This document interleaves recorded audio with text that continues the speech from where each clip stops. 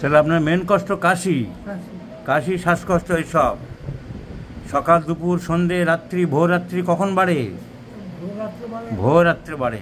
আর কখন? আর সকালের দিকেও বাড়ে। সকাল কটা নাগাদ?